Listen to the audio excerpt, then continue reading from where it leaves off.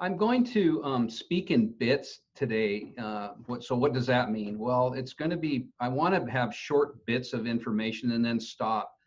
There have been just a lot of questions about, what does it look like? What are we doing? What's going on? And I want people to have an opportunity to ask as many questions as possible. So first, let me start by saying thank you to our community for the support of our schools and especially the levy. I know last year when we were successful with the high school levy, that was a huge win for our school district. It had been, I believe, 12 years since the high school levy had passed in Billings, and a lot of focus on that levy for career instructional, career tech ed, career pathways. We were able to put,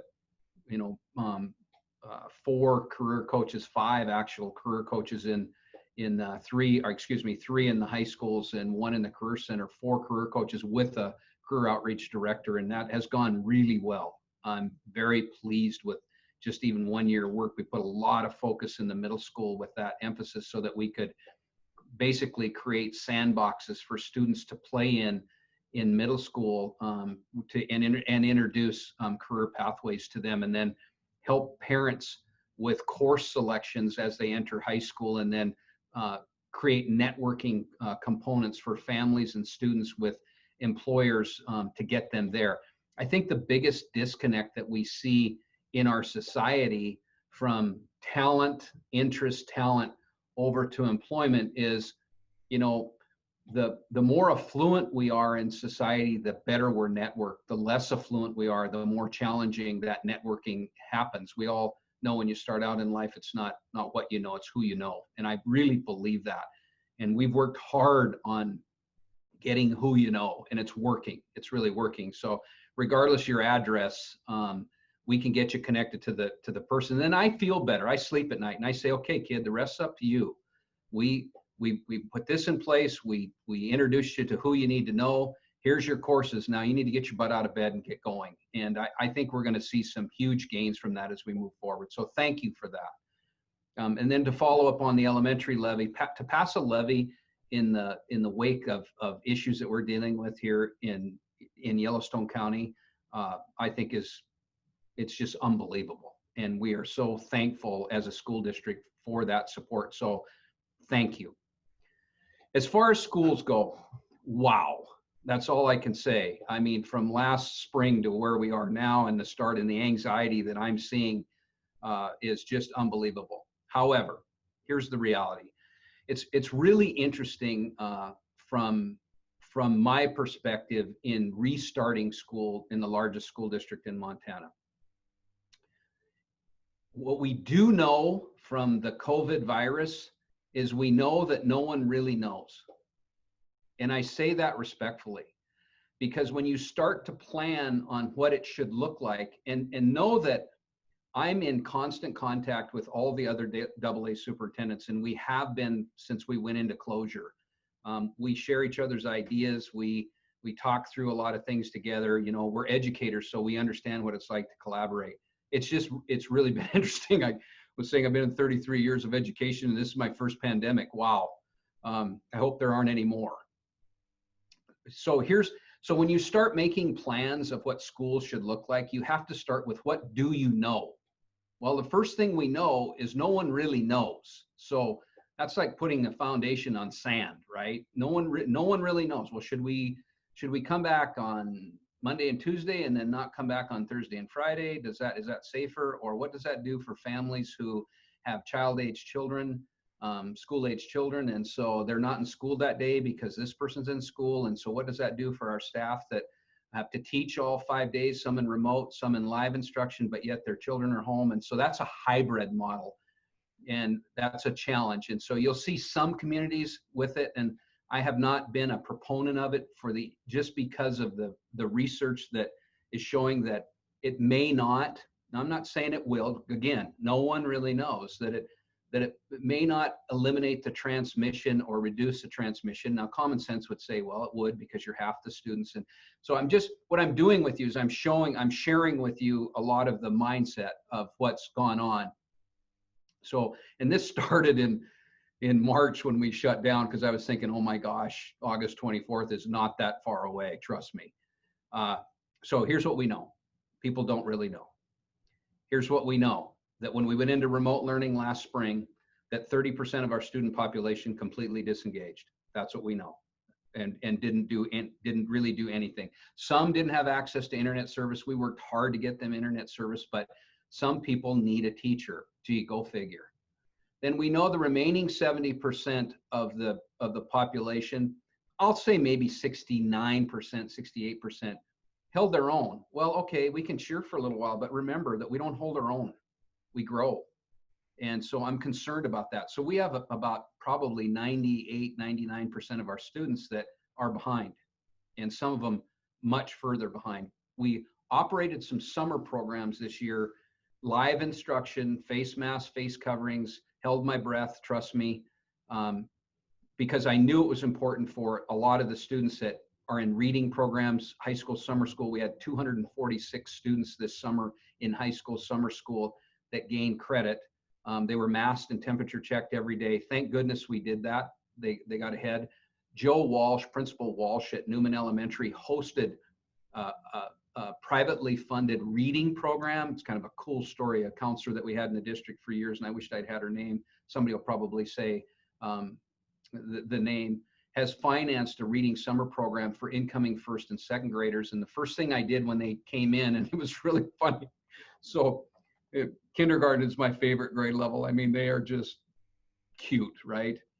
So I thought, how in the world are we going to keep face masks on first and second graders? And so at that time, it was believed that, okay, maybe they don't have to have face masks, but if we put face shields on them, this is going to work. But then they can't be too close together, and we teach off kidney tables.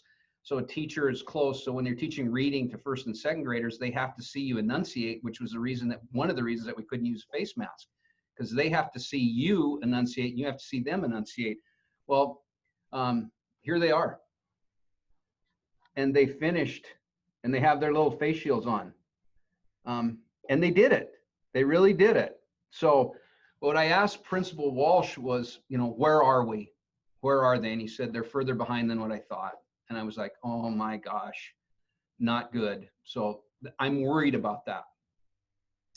We also offered a summer Native American program that had roughly 50 or 60 students in it. Again, masked, and they did pretty well. And then we've offered a Kinder Jumpstart program that started the end of July and will go almost up until school starts. It's 3 hours per day, 4 days per week. And we have about, unofficially, probably about 30 students. Maybe more than that, maybe about 45 between Ponderosa Elementary, Newman Elementary, and Orchard Elementary. And the whole idea behind bringing them in a Jumpstart program was the social emotional, not so much the academics. Interestingly enough, they don't socially distance very well. Wow, we were really surprised by that. That's a joke, right? I mean, telling 5-year-olds that they can't touch each other when that's what we do for them, is we hug them and love them and they cling, is a challenge. And so that's going to be a challenge for us. It really is. Now, the masking, they're doing okay. It took a while for them, but they're doing okay. And one of the things I was concerned with, and why I was supportive of these summer programs, is I needed to be able to see if we could go live instruction. I want not to mention the obvious, which was to give them an opportunity at education that they wouldn't get. And we know that extra boost in the summertime is so critical. For those of you that have heard me speak before, I'm challenging the current K-12 system as hard as I've ever challenged it. It's an archaic system built on an agrarian calendar. And what I do know is we're seeing more and more students that are struggling to reach grade level or benchmark proficiencies in the allotted calendar that we have, 180 days. And so what I'm doing in conjunction with the partnership with our teachers and our administrators is looking to expand days for students who are not demonstrating bench level proficiencies, grade level. What happens if I'm not reading on grade level in second grade on the last day of school? I'm not by osmosis going to be on grade level when I come back in the fall. Now, put a pandemic in the middle of that. and see what happens. So what we know, 30% of our students disengaged, 70% roughly held their own. A small percentage excelled, just took off. Independent learners, great, wonderful. We'll try and replicate that. Okay, moving forward. We had planned on offering a remote instructional platform in conjunction with live instruction platform walking into this fall. That's been a given from the very beginning. So what do we know? We know that we have a percentage of students who have COVID health-related issues that are significant. We know that we have staff that have COVID-related issues that are significant. We know that in both student homes and staff homes that there are people who live in the home that have COVID significant issues. That being said, we knew we needed remote learning. But at the same time, I knew that only a small percentage of students did very well with remote learning. So it scares me. So when we initially walked it out, you may have caught some of my Facebook Lives, but I was fairly restrictive in who would be allowed to be in remote learning. They had to demonstrate through a 504 process, which is an accommodation, recognized legal accommodation status, that they would qualify for health-related issues, and or IDEA, which is special services, and or unique circumstances. I'll never forget a phone call that I received from a grandfather who was raising his grandchild. And we see more and more of that in the homes where grandparents are raising grandchildren. And the grandfather said, Greg, he said, I know my grandson has to go to school.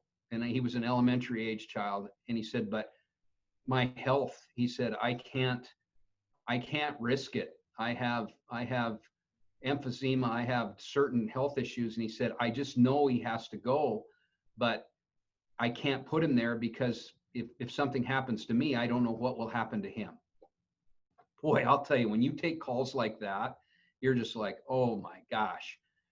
So this is what we know. We know that the COVID cases in Yellowstone County, I'm going to walk through this because this is what I shared on our opening when I went through the reopening document with our trustees.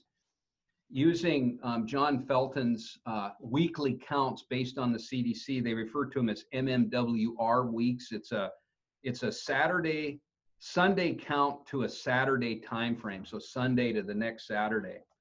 On March 14th, we had one COVID virus in Yellowstone County. By the end of March, we had 15. Then at the beginning of April, we had 18, and then by the end of April, we were down to 8. You know, we went into shelter in place, which was not fun for all counts, right? Then the beginning of May, we had one COVID count, and no one's having fun. And then the end of May, we ended up with 13. Now, these are the official Yellowstone Riverstone counts. These are active COVID cases. Then the 1st of June, we had 4 cases. Then the end of June, we had 33 cases. Now, mind you, we're planning the platforms of instruction based on remote learning, which was going to be very restrictive. Why? Well, I know that students didn't do well in it, and we need them in live instruction. So you have to wade through the significant health issues that I shared the conversation with the grandfather versus I'm scared. Okay, we're all scared, but I don't know if that constitutes changing an entire system. So listen to this. Now, this is where things started to change rapidly. And if I've learned one thing from this virus, you better have about 5 plans in place because it can change. We went from high school graduation 1.0 to not ever thinking about graduation in this millennium to graduation 6.0 at the Metro. If you would have told me that we would be able to graduate our students at the Metro, I would have said you're crazy. But we worked hard at it, and we used the best medical minds that Billings has to offer, and we stepped out. And I'm so proud of that work. You should see the tears that we experienced with that, tears of joy, and just a community coming together. So thank you for that. That's probably one of the highlights of my career that I'll take with me in all of this. Back to the COVID cases. So the end of June, we're at 33. Then the beginning of July 4th, we're at 112. Then July 25th or July 18th, we're at 210, and July 25th, we're at 173. I don't have the first August numbers in. But when those numbers started to increase, then my email and my phone blew up. And it went from being restrictive on the remote side to opening it wide open. Because then I knew that because of the number of virus cases that we had, we needed to open it up for two reasons. One, to accommodate all of what we know that I previously shared, but then at the same time, try to alleviate the enrollment amounts in the schools, ease that enrollment, because you go back to the hybrid thinking, do we going to go A-B schedules, Monday, Tuesday, half your population's in, Thursday, Friday, the other population's in, creates significant issues, and I'm not a proponent of it. And I have wrestled with that. I have absolutely wrestled with that. But again, no one knows. So that prompted us to pivot, open up a much more robust remote learning package than where we were going to go. So then I put a survey out to our parents, and so our unofficial enrollment right now is about 17,600 pre-K through 12th grade. I put a survey out immediately because I thought, okay, we need to know what we're dealing with the amount of fear, anxiety, cases increasing like crazy. Who would be interested in remote? That survey had a little over 8,000 respondents to it, and it showed a 31% interest in remote learning. 31%, not of 8,000, 31% of 17,000 plus is about 5,000 students. So I didn't sleep that night. Then the next morning when I woke up, when I just got out of bed, it factored about 200 plus faculty that it would take to run that. And so that's what we started planning for. Now, we got another twist. When I said that I would ask that families commit to a year, so let's talk about that. Yesterday was our all admin meeting. All of our principals were back in the buildings on Monday, and so we scheduled an all admin meeting to discuss certain things. I invited Dr. Koo, the disease specialist that assisted us with graduation and assisted me with the reopening plan. I've been following the best medical information available to us, the most current. I can't thank Dr. Koo or Mr. Felton, the other person who assisted in the reopening plan. I invited them to come to the meeting and discuss the science of where we are at this point in time in Yellowstone County and across the country, and then also the practices and procedures that we can expect from Riverstone County Health. Here's the takeaway from that meeting, not to mention there was a lot of interest. They spoke for about an hour and a half. Here's what was interesting. I asked Dr. Koo, I said, Dr. Koo, in your best professional opinion, what type of timeline are we looking at in dealing with this? And he said, well, a year, probably 2 years at least. And so one of the things that I think I need to help our entire educational community wrap their minds around, and maybe our entire community, is we're in this for the long haul. This isn't the tier 1 2-week, tier 2 4-week, tier 3 rest of the school year type time frame. I'm making decisions in year and 2 year increments, really. And so when I asked families to commit to a year, if we end up with 5,000 students on the remote side and 200 plus staff, it makes it extremely difficult to retool at semester in January. Plus, what we know is we have significant health issues, and we can't place students or faculty back into a system that has the potential for that level of threat. Now, doesn't mean that every teacher, every counselor gets to go into the remote instruction. There's some hard conversations in front of us, really. There really are. As of right now, my biggest concern is that yesterday at 2 p.m., we only had 904 commitments to remote education. Roughly 275 high school, 250 middle school, and the remainder being K through 5. I was anticipating a lot more. I've extended the deadline for that and made it a soft deadline because, in fairness to parents, they did not and do not have enough information to make that decision for the year. I fully respect that.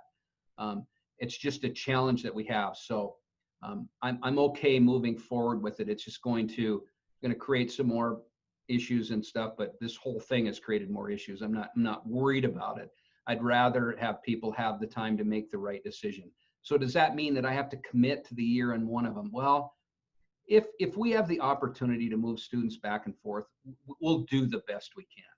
Will I look at that at semester and see, should we condense the live session or a remote session? Can we we're having more students request live than remote. It may not be working as well. Absolutely. I'm going to look at all of that. But I think the takeaway, the point is that to think that this is gone by December is not realistic. I really am thinking a year to 2 years being in this situation, which then again, going back to what we know that the Academy of American Pediatrics is saying, get students in school. We know from Yellowstone County that child abuse cases are down 41%. They are concerned about morbidity and mortality with children. I'm worried about it too. Those are the things that we know. And so is it the right thing to do to go back to school? Absolutely. Where our challenge lies is to go back as safe as we possibly can. Because in the end, and I said this last spring when the governor gave us the option to open schools again, that physical distancing in schools is an oxymoron. Now, if 5,000 students in the district move to remote, I'll sleep better because it'll ease those enrollments in those big schools, especially our large high schools. Right now, we're having continued conversations because the remote numbers are so low. What would we do different in our scheduling? And I've tried to impress upon our people the importance of consistency.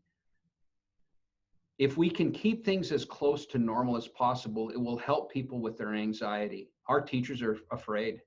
They really are. Our staff are concerned. They're not saying, I'm not doing this. That's not what I'm hearing. I'm just hearing, Greg, I'm afraid. I'm scared.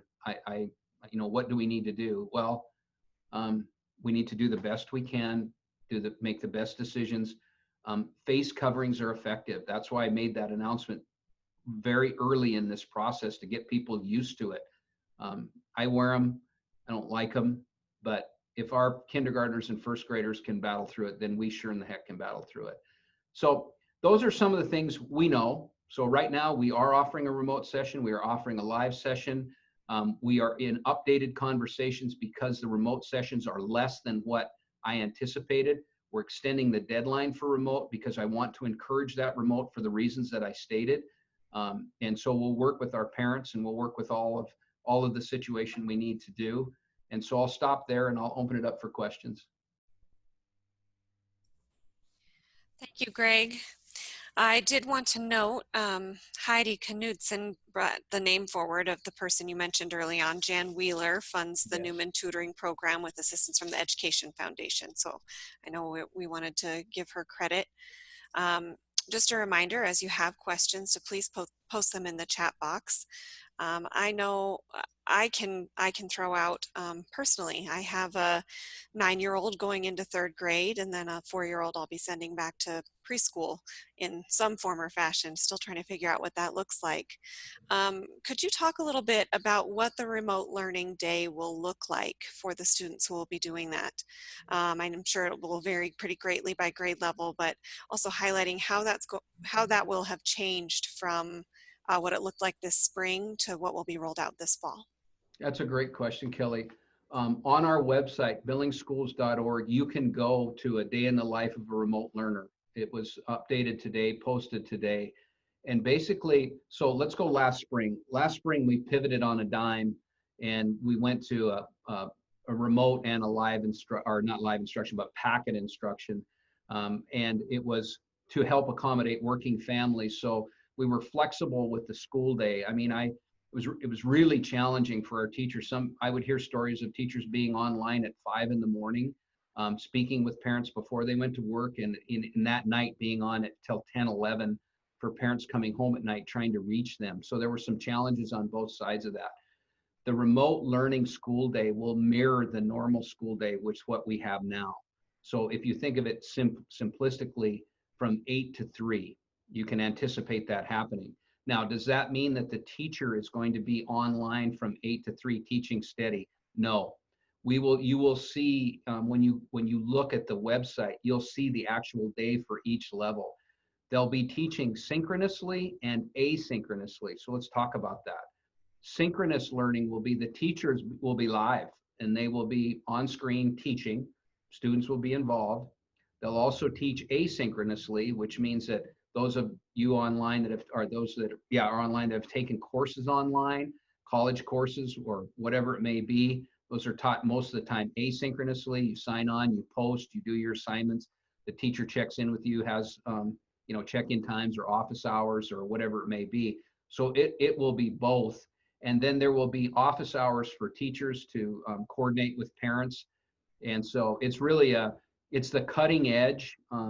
Becky Carlson, who's was the associate principal at Medicine Crow, we hijacked her basically and said, we need you. Her technological background is excellent. She was an excellent teacher and has got a wide array of experiences, and she's spearheading this for this. So to fully answer your question, Kelly, if you go on the website, you'll see a day in the life of a remote learner. You'll also see the curriculum that's been attached to that. So I want to talk about that. We had a long discussion early on with, okay, if a student is in remote learning, will they have the opportunity to come into the live building and take a course? I'm talking high school specifically here. And we said, well, why wouldn't we allow it as long as their personal condition, health condition, whatever their situation is, can take it? And because we don't want to, here's what we don't want. We don't want to penalize people if we can help that. So example being, maybe I'm a junior in high school. I know I have the ACT coming up. I know I need honors chem to bump that science ACT score, which is, I'm telling you, that's what you need to do to bump your ACT science, is get into chem at least. And because they're in remote and maybe we don't have enough students to offer advanced chem or AP chem, and it's offered in their high school, then we're going to say, yeah, you can do that. Come on in and take it as long as your health condition allows you to do that. Also in the world of activities, what if I'm in the band and I'm in a remote setting? Will you allow me to do that? If I'm playing football, will you allow me to do that? And the answer is yes. It somewhat disrupts the cohorting that we'll be working on. And again, with the lower numbers that we're seeing requesting remote at this time, and it may grow. I mean, as we get better information out there, in fairness to the parents, saying, Greg, if you want me to commit to a year, you need to get me better information to make a decision. I agree with that. So that's why I'm extending that time. We want to allow that. What's really interesting in this from a decision-making process is you're always weighing everything out. As John Felton has said numerous times, all the best options are gone.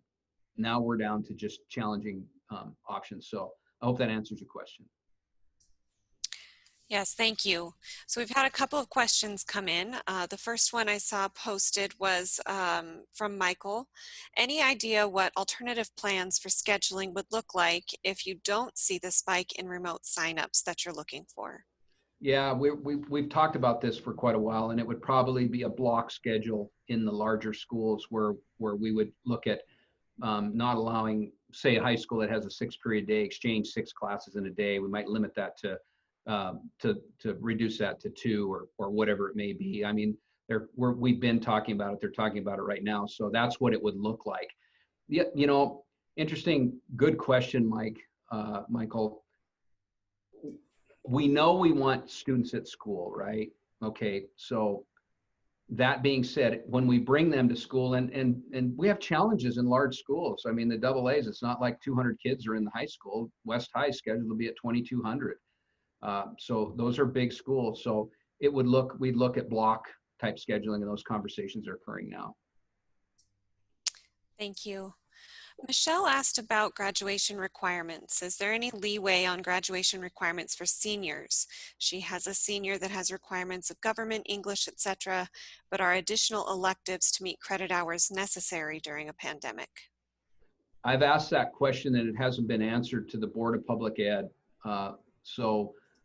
Yet to be determined, but we are asking those questions. As of right now, the 21 credits to graduate in Billings is in place. But know that I have that conversation sitting in front of the Board of Public Ed, so hopefully I'll have an answer for that. All right, our next question asks about how our plan differs from Bozeman's. Why not follow Bozeman's hybrid plan? For example, it would be more feasible to social distance at Ben Steele with 350 kids at a time than 700. With 700 to 800, it is too crowded and this will be impossible. Fair question. I touched on hybrids a little bit at the beginning. So a couple things. There isn't, as the pediatricians in Billings on their white paper in support of the reopening guide made the statement that there's not conclusive evidence that the transmission of the virus is lessened with fewer students.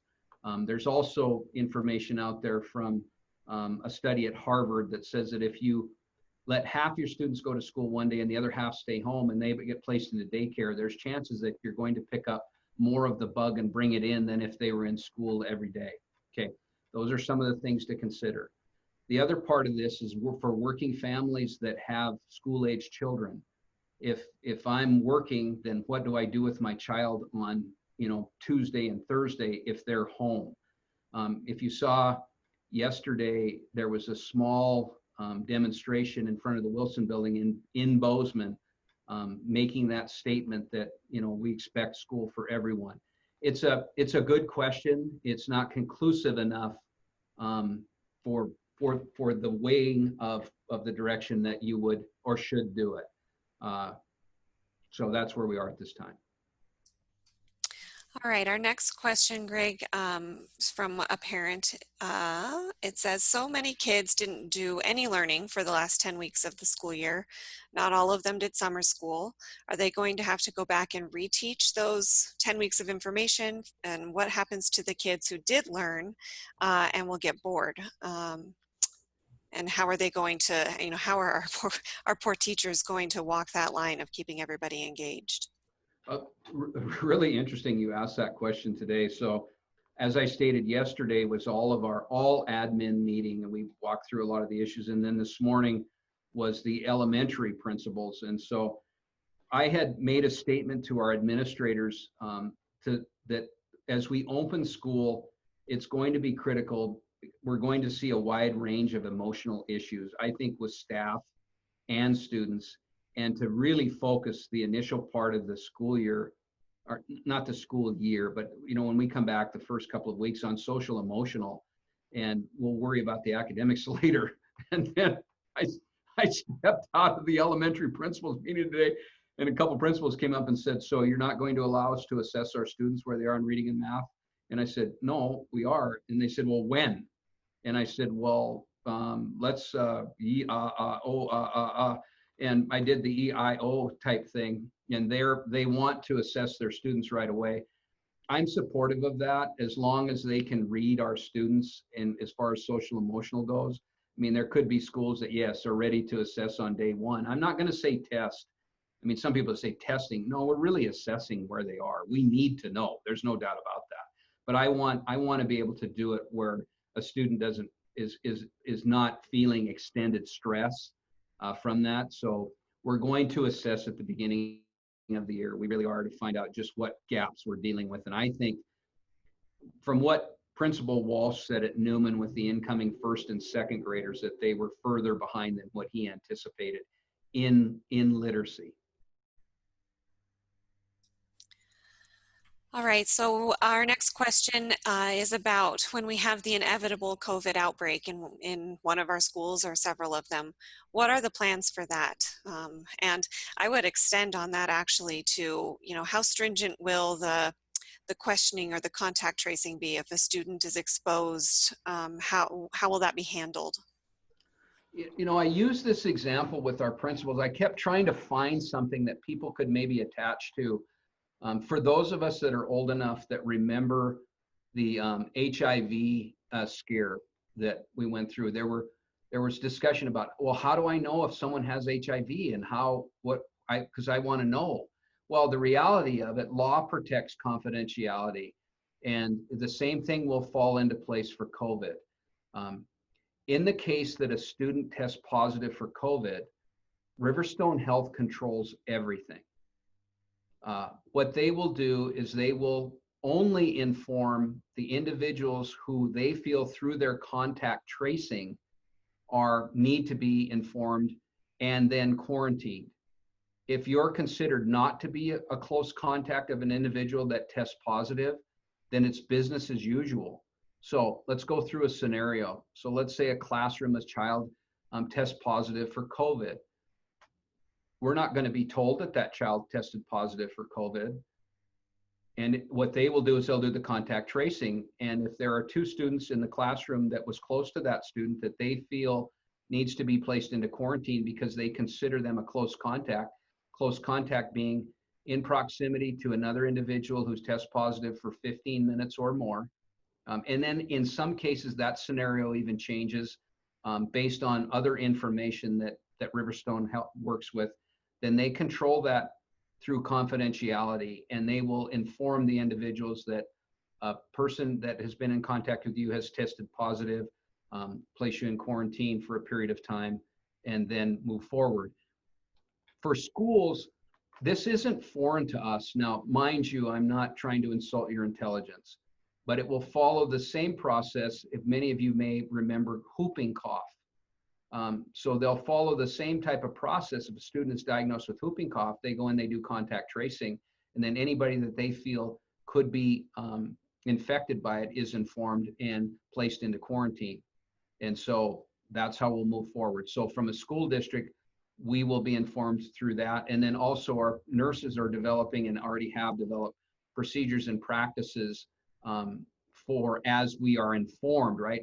One of our big worries in this, we just talked through this today, especially in elementary school, is there may not be strong enough advocacy at home. And this is probably why the question's being asked, right? So let's say that Johnny's has a fever, he comes to school, we work with them, we get the nurse, he has to go home. You know, is Johnny going to be checked out appropriately? That's a question that we have to work with county health. I mean, we'll follow up and say, you know, Johnny had a fever. I know that there were some challenges in the home. I just want to make sure that we're doing this appropriately. And Riverstone Health has been excellent with us in normal situations, and I know they've ramped their staffing up. So in closing, it's a very confidential process. HIPAA rules are in place from the medical part, and FERPA rules, which are confidentiality issues in education, will also be followed. So I hope I answered that question. So our next question is a follow-up on the hybrid question about the hybrid schedules. For the high school students where the age of the students doesn't require childcare, but there is more moving around, does that make more sense to consider the hybrid model? It does in some cases, but it's not conclusive. So it's one of those trade-offs, right? We can adjust internally the amount of exchanging that goes on in a high school and still have our students there and do a pretty good job of cohorting too. So we feel that having our students in school is a deciding factor and then our ability to control the large groups. So it's a fair question. It's not an easy answer. It really isn't. I think that goes back to what you said off the top. We're all just making our best guess here, right? Mm-hmm. So one of the next questions dives into recess and getting outside. So what is the plan for playground equipment, cleaning and sanitizing? Will kids still get to go outside and burn off that energy? Yes, and so will teachers. We're going to encourage as much outdoor activity as possible. Now, I want to be clear on that because one of our teachers reached out to me and said, Greg, I think our parents are expecting us to set up circus tents and teach under the circus tents. That's not what I'm saying with this. We'll, excuse me, we'll use the outside as a supplemental component. So when teachers feel that students need breaks or if they want to go out and read or they want to go out and do some math or whatever, absolutely. I've actually reached out to Chief St. John and asked him for an increased presence. Not that I'm worried about anything, but you know, in the school safety issues, we can't forget that either. I mean, that's an important part, and he's more than happy to give us more presence. It doesn't mean that we have, you know, policemen walking through our classrooms. That's not what I'm saying. It's just more presence. We do have school resource officers too. Kelly, repeat that question because there's a part. I feel like I'm in an interview and I want to do really good so my mom's proud when I get home tonight. I think the question was related to the playground equipment specifically. You actually answered a upcoming question about getting some classes outside. I'm glad to hear that that's a component. You know, I think even kids who might have to wear snow pants and snow hats as the weather gets cool, they like to be outside. So glad to hear that's a component of it. But will the playground equipment be something that they can also use, and how will it be cleaned and sanitized? We're talking about that right now, and it's we don't know with the playground equipment. Now, does that mean students can go outside on recess and do what they need to do? Absolutely. It's our turnaround time on the disinfecting of the equipment. And the other part too, all you have to do is drive by a school after school's out, and there's a lot of people on the equipment, so we'd have to ensure that that morning that we would disinfect that morning, because we can't control what happens after 3 o'clock. I mean, we could say, no one play on the playgrounds, but you can't guarantee it. We're looking at hiring extra staff. We have for a long time. Interesting part to introduce the COVID funding. The governor's office released to SD2 $7.3 million. Wonderful. Yay, we did backflips. And then said it needs to be spent by December 30th. Wow. You're never supposed to say wow to millions of dollars that's coming at you.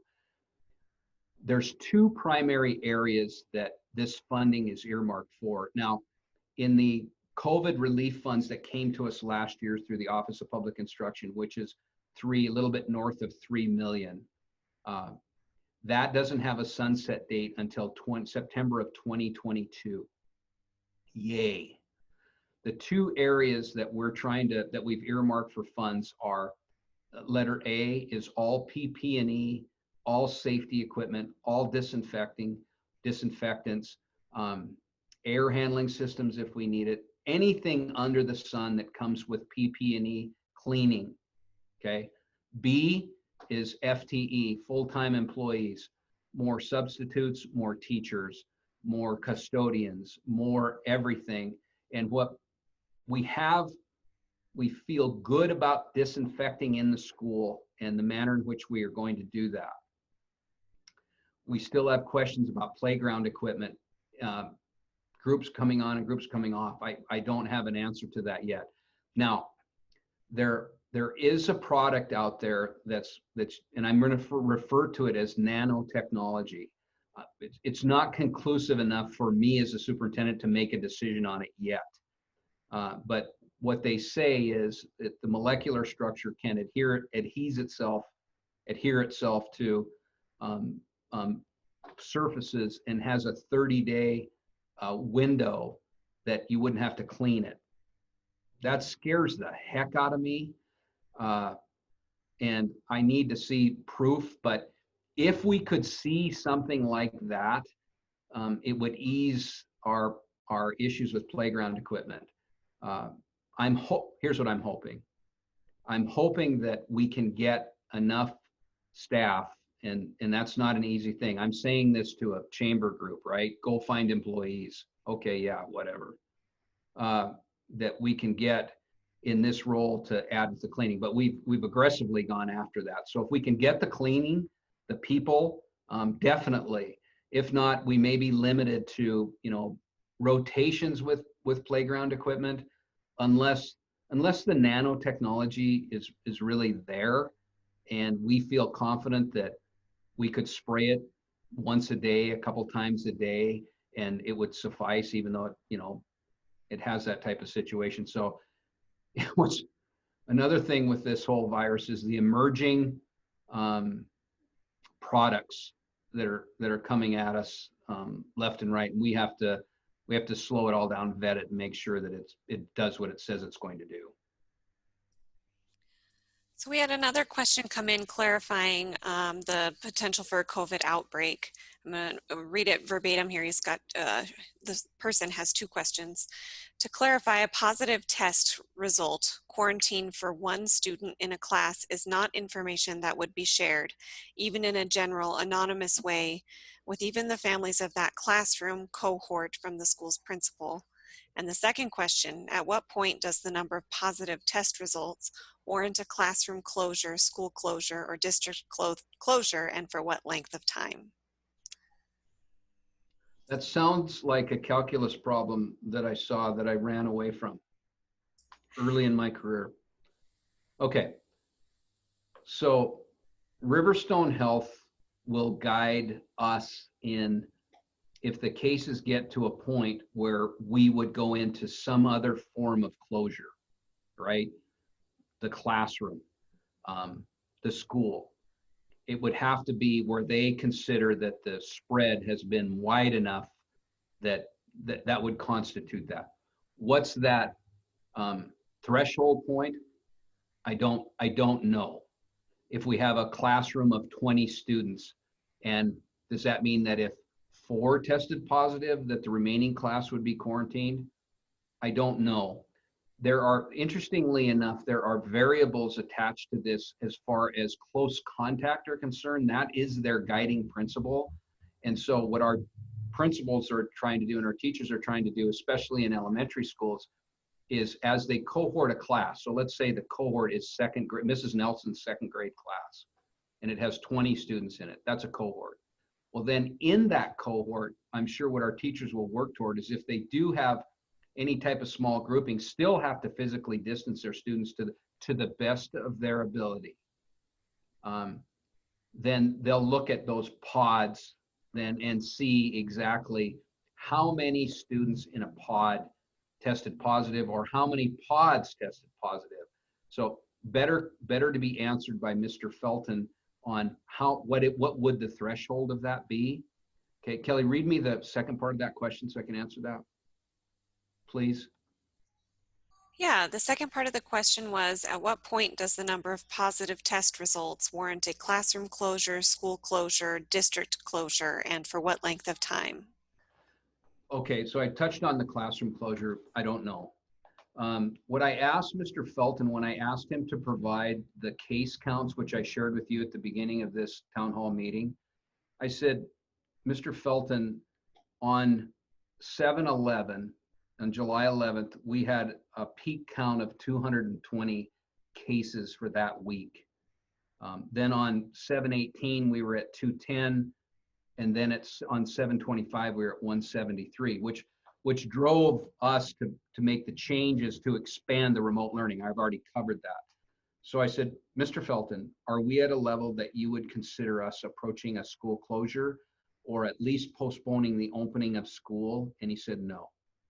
So I don't know if that is, 400 cases or 300 cases. I believe, and I'm speaking out of turn because this is just my opinion, I believe when contract tracing begins to show a community type spread, that's when the radar goes up. If they can get to the source and then control that source, meaning that student A tested positive, student B and C were considered close contacts, and they quarantine B and C do not end up having it, they're going to let us operate as normal. I'm almost sure of that. But if student A tests positive and student B tests positive and student C tests positive, and then the pod next to them, student D and E test positive, then I would think we'd start to see shutdowns, probably that classroom. But again, I'm trying to answer something I shouldn't be trying to answer. Riverstone Health is the authority on that. Thank you for attempting. I know it's a complicated issue, and certainly the confidentiality requirements that surround it complicate how we can move forward there. One of our next questions is about outside visitation. So what will the protocol for outside visitors to the classrooms be? Guest teachers, volunteer tutors, etc.? In our reopening document, I coined the term restrictive mode, essential workers only, and did not put a timeline on that. So restrictive mode for us, start in the elementary school. Will we have an open house? No.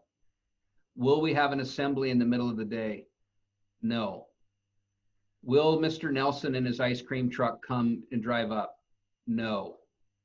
We will be very restrictive about who comes in and who doesn't. Now, does that mean that I'm a parent and I can't come get my child? No, that's not what that means. But we have foster grandparents who work with our students. The answer is no at this point in time, at least until we can see what the virus is going to do when we come back together. If we're in school for 4, 5, 6 weeks and we don't see those types of issues, or we're not concerned, we'll start to slowly open it up. But we are going to be open in what I would consider, or what I've termed, a restrictive mode. So hopefully that answers your question. I would ask about attendance policies. How are those? Are they going to differ at all this year? I know with the more strict policy on not allowing children to attend school who are sick. Are we going to be flexible? Will there be adjustments for kids who do get sick and can't come into the classroom to be able to, continue to engage remotely for a short period of time while they, until they get well enough to return to school? What kind of accommodations will be made for attendance? Thank you for that question. We're going to hold, okay, so promise me you won't freak out yet. Okay, no freak out. There's no freak out Fridays. Today's Thursday, but it's a no freak out Thursday too. All right. What gets measured gets done, right? So we're going to hold to the 10. Don't freak out. Any COVID related issue will be recorded as a COVID absence, and we surely are going to work with that. We're not going to penalize anyone, but we're still going to hold the 10. So what does that mean? Does it mean that I get voted off the island on absence number 11? No, it doesn't. But we don't want free gratis either, especially for our high school students, to think that we can have 10 and then it's unlimited, because I know what's going to happen. So 10, we'll work with the 10. And then if I'm quarantined for a period of time, it goes in as a COVID-related absence and it doesn't count against me. If there's anything that attaches itself to the significance of the COVID, it's not going to count against me, but we still are going to hold to the 10. So let's say I just have a rough year and I get mononucleosis and I burn up my 10, which is easy. And I don't know if you're aware, but high school students don't sleep well. And a tired teenager is a good teenager. Don't ever forget that. But so I get mono, I'm out for 14 days, burned up my 10, medical, okay, we don't throw you out of school. We allow you to work, make your work up. And then bang, I get a COVID situation. So now I'm sitting at 23. We'll work with that. I'm not going to hold that against them. That's a COVID type situation, and we'll work with that. So I hope you're understanding what I'm saying.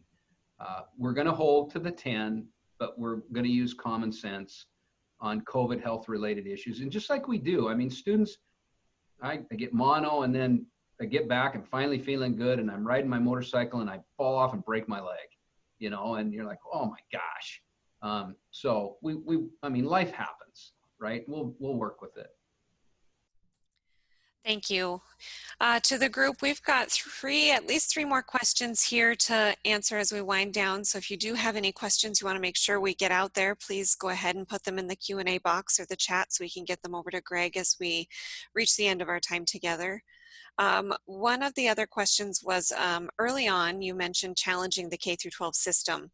What can be done at the upcoming legislative session to help? Well, when we went through the experience of the elementary deficit, which seems like 100 years ago, and my office started to identify reductions, I had to do some soul searching. I really did. And I asked myself the question, what do we expect this institution to do? What do we want it to do? Because what I'm challenging the system on is it was built for a different family structure. It was built for the students entering the system to be functioning at a certain level. Okay? It was built for students who are in the system to be supported at a certain level, i.e. the kitchen table. it struggles if the student isn't prepared at a level that the system was designed for, and it struggles for students who struggle in the middle of that because they don't have the support that's needed at home. I'm not blaming the home. I'm not. It's a different family structure. And so it's a long-term question. What do we want the system to do? There's a pause there, right? Well, when I was going through the reductions as far as, in my opinion, 33 years, I think at our base core, we want the system on the academic side. Now there's social emotional, right? On the academic side is we have to be able to teach literacy and mathematics. Now, does it mean the others aren't important? No, I'm not saying that. Just stay with me for the sake of this. We reduced in that budget 11 FTE interventionists in elementary schools because they're not attached to accreditation. We don't have to have them. The Board of Public Ed says, Greg, you have to have one teacher for 24 second graders. You have to have that. But it doesn't say, Greg, you have to have an interventionist in your elementary school working with students that are below grade level in math and reading. So guess what I did? I cut 11 of them because that was $750,000.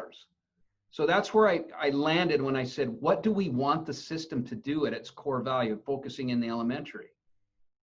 So if I'm seeing a growing percentage of students who are struggling to be on grade level because the system was designed for a different family structure, that's one component. I think it's a contributing factor, and I'm not blaming the families. I see families that are working 2 and 3 jobs to feed their families. So when you start talking about hybrid schedules and you say, okay, half the students are in Monday and Tuesday and the other half are home, then, and I have a family that's working 2 and 3 jobs to feed them, what am I going to do for childcare? It's a factor in that. And so I'm saying that if I'm not reading on grade level on the 180th day of school, that's how many school days we have, 180, then does something magically happen on day 181? It doesn't. They need more time. And so legislatively, this argument needs to be brought forward to ask all of us in the K-12 public education system, what do we want the system to do? And if it's not doing what we want it to do at its basic level, then we need to adjust. Does that mean everyone needs more than 180 days? No, not at all. And besides, think about this. Why are we done in June and back in September or August? So we can go out in the field and hold the beets. Well, I've lived here for 2.5 years. I have not seen a student out there hoeing beets or a teacher, or I'm not out there. You know, we live in a large community, a large city, and why aren't we in year-round schools? I mean, does that mean we go 360 days? No, it doesn't. Does that mean that everyone needs to have more time? No, but I'm seeing more and more students that need more time to learn the fundamental skills, and I just cut 11 interventionists. Makes no sense. Thank you, Greg. I want to be respectful of your time. We have reached 3:30. I do have a few other questions. Do you have a few more minutes to answer those, or we can try and get those answers offline? My agent said that I was supposed to be done, and so that about wraps it up. No, okay. No, I'm just kidding. Oh, no, okay. I'll be here. All right. Well, so a couple other questions we've got. Sarah asked about how you're handling deliveries to schools. We have some protocols in place that, like our library books are sitting for a period of time on return. As far as the packaging and stuff like that, I don't have that right in front of me, but I know we're discussing it, and it's a factor. So I can't answer it very well because I don't have the information in front of me, but thank you for the question. Our next question then is someone who would like to know what happens if the governor puts the county back into phase 1? Well, what I've informed our faculty is they need to be ready to go to remote at any given notice. And we've done a better job through the summer of getting more standardization into the online platforms. We have a lot of training going on right now, remote training for teachers. So the expectation is that if we go in, that we're much better prepared, and we'll be better trained. We won't be perfect, but we'll be better. Thank you. So one parent is asking, last year, my daughter in high school had many classes in the lunchroom doing other work because there were no substitute teachers available. If a teacher has to quarantine or gets COVID and is out for weeks, how will that be handled? Well, we're doing things now to increase the sub pool and also to hire additional, we refer to them as long-term assignments, LTAs. They're just, that will be teachers that will be able to support that. I'm worried about that too. We've had many discussions about that piece. So we're doing everything to hire more people. The challenge with the budget on the $10 million from the governor, it needs to be, right now, the information that's been shared with us is it has to be spent by December 30th. That bothers me, because when we hire these people, I want them available until through the end of school. That means that we would probably have to dip into the federal CARES Act, $3 million, that goes a sunset of 2022. So you're never supposed to complain. I'm not complaining. It just creates some problems. We'd much rather expend that $7 million first, but having to spend it by December 30th is creating a challenge for us, especially if we hire people with that. We can only use the funding on the first half of the year, and then would have to rely on the other funding the second half of the year. And I don't want to do that. All right, I'm gonna tie us to two last questions. One hopefully is a quick one, maybe not, but are you limiting the number of students in each classroom? Well, we're held. Are you saying on the remote side or on the live side, or both? I'll answer it both ways. The remote side affords us opportunity for more students per teacher. It does. That will help. On the live side, we're trying to minimize classrooms to the best of our ability with the teacher. So we're trying to. Great. So the last question I'll put for you toward you today is about employers. So as the Chamber and the Yellowstone County Economic Response and Recovery Team is really working on behalf of business, what can businesses, what can employers do to support the school district, to support their employees to be successful in this coming school year? And I know that's a broad question, but if there's something that businesses and employers can do, what would that look like? Well, first off, being supportive of the levy was the greatest gift that we could have received. It allows us to begin to dig out. So that support levies when we run them. So thank you for that. As far as employees go, I think what we're going to see we're scared. There's no doubt about that, and I'm not ashamed to say that. I'm scared too. I am, but it's our job now.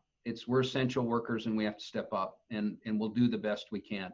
I think, any social emotional supports that you see that our people could use go a long way with that. Any type of reprieve that a business could see that they could assist with, I don't know what that is. You guys are creative, would go a long way. If there are issues that we run into right now, funding is, you never hear a public educator say this will go on someone's election page probably, but money's not the issue for us right now. Now, could we extend the $7 million from the governor? Oh, that would help immensely, at least to the end of the school year. And we have conversations, but I think predominantly it isn't a financial support that we're looking at right now. It's social emotional. It's, hey, just like we've done for our healthcare workers and our grocery clerks and our truck drivers and all of that, it's the social emotional supports, I think, that's going to go a long way for our people. Thanks, Greg. I think that's so important. The U.S. Chamber recently released a report that they've done studying how this is going to impact the workforce, and they're showing early data shows that a quarter of employers are worried that their employees will not remain in the workforce, and on the flip side, about 20% of parents are unsure if they're going to be able to continue working because of childcare concerns, and school is a big piece of that. So I think this is just such an important thing for us to be transparent with our employers, with the businesses, and with the community to be able to make the best possible decisions we can in these tough situations, and making sure that we are exercising compassion and doing whatever we can to work with each other through this challenging time. So the social emotional supports are a great reminder that can extend to a lot of different areas right now. I want to thank, I'm just seeing we had a couple other comments come in, but I don't see a question. So I want to thank all of you for staying for the little bit of extra time here. I think this was an incredibly valuable conversation. Greg, thank you for your time with us today, for really, trying to do your best to do the best possible work we can in a really impossible time. So we appreciate all the information you shared. Where should we be paying attention to look for updates, to look for this new information, some of the things that you've said you guys are working on? What should we be paying attention to? The best place to find our information is billingschools.org. We've put a FAQ page together too that's growing rapidly. The remote day in the remote learner is on that page, and all of our information is there. You can catch my Facebook lives. I usually try to do them Tuesday through Thursday. I haven't been able to do Tuesday, Wednesday, Thursday. The schedule is just challenging. So I'm trying to at least get on a couple times a week and go through and answer questions and talk about, some of the issues at hand. So that's another venue. All of the principals are in now. They're all back. And so you can call your local school, and there are a lot of questions from parents about, what does my child's school day, what's it going to look like? Each school is a little bit different, not from the standpoint of what we're doing, just by the standpoint of their configuration of their building. They have been instructed before we even left for summer was to begin to build cohorts. We knew that. And I asked for physical distancing and classrooms to be, if you've been in some of the classrooms, it looks like, doesn't look like a classroom. That's not a bad thing, but we need space. We don't need recliners. I say that respectfully. I'm probably going to get 200 hate emails as soon as that comment goes out, but so we're doing that. Yeah. Well, now's a great time for me to remind everybody that this was recorded so that we can watch it again later. If you missed some of the questions while we were doing the webinar, you can go back and catch them later. We'll share this through our website and through our e-communications. Greg, thank you again for your time and for all the work that you're doing for our community. Thanks all of you for joining us, and we'll see you for our next town hall. Thank you. Thank you, everyone.